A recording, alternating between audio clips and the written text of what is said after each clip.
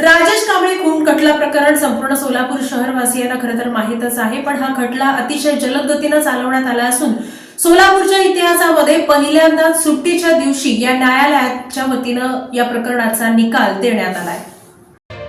Advocate Rajesh श्रीमंत कांबळे वय 45 राहणार ब्रह्मचैतन्यनगर नवीन आरटीओ सोलापूर यांचा खून केल्याप्रकरणी आरोपी संजय उर्फ बंटी महादेव खरटमाल, ॲडव्होकेट सुरेश तारू चव्हाण, श्रीनिवास महाकाली एलबी यांच्यावर भरलेल्या खटल्याची सुनावणी जिल्हा व सत्र न्यायाधीश जे मोहिते यांच्यासमोर सुरू होती। आज रोजी फिर्यादी साक्षीदार मिलिंद कांबळे यांनी आपले साक्षीत मयत ॲडव्होकेट राजेश हा त्यांचा भाऊ होता। 8 जून 2019 रोजी दुपारी राजेश घरी नव्हता म्हणून त्याची पत्नी अस्मिता हिच्याकडे विचारणा केली असता राजेश यास फोन केला असता तो एका केस संदर्भात बंटी नावाच्या इसमाच्या घरी आहे, काम उरकून संध्याकाळी 5 वाजता घरी येतो म्हणून सांगितले आहे असे सांगून गेला, परंतु तो घरी परत आला नसल्याने शोधाशोध केली तरी मिळून आला नाही। त्यानंतर दुसऱ्या दिवशी म्हणजे 9 जून 2019 रोजी पहाटे 5:30 वाजता त्याची गाडी कोर्टात आहे का हे पाहण्यासाठी कोर्टात गेले असता गाडी मिळून आली नाही। त्यानंतर फिर्यादी स्वतः आणि त्यांचे वडील यांनी विजापूर नाका पोलीस ठाण्यात मिसिंग कंप्लेंट दिली।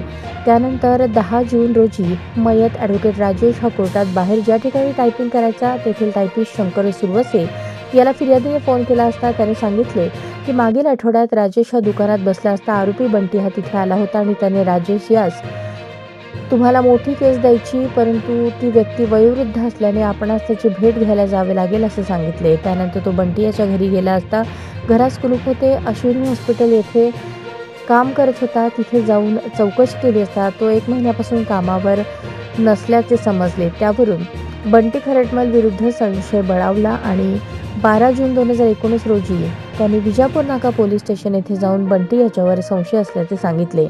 त्यावर ते आणि पोलीस या बंटी याच्या घरी गेले असता घरातून दुर्गंधी येत असल्याने 2 पंचांसमक्ष दरवाजा तोडून आत प्रवेश केला असता तिथे 2 पोती होती, एका पोत्यात धड तर दुसऱ्या पोत्यात 2 हात, 2 पाय आणि मुंडके होते। प्रेताच्या ठेवणीवरून त्याने घातलेल्या कपड्यांवरून आणि शर्टच्या कॉलरला झूप टेलरचे लेबल लावले होते। त्यावरून फिर्यादीने ते प्रेत त्याचा भाऊ ॲडव्होकेट राजेश कांबळे याचे असल्याचे तसेच तिथेच कोयता, सत्तूर, हातोडा हे घटनास्थळी पडलेले सापडले। त्याच्या अंगावरील 2 सोन्याचे चेन, 2 सोन्याच्या अंगठ्या, 1 चांदीची अंगठी दिसून आली नाही। याबाबत 12 जून रोजी आशयाची फिर्याद विजापूर नाका पोलीस ठाणे येथे नोंदणी करण्यात आली। त्यानंतरचा साक्षीदार समीर मुजावर याने आपल्या साक्षीत 28 जून रोजी गुन्ह्यातील जप्त हत्यारे तपासणीसाठी वैज्ञानिक प्रयोगशाळा पुणे येथे दिली आणि हत्यार दिल्याबाबत पोहोच घेतली।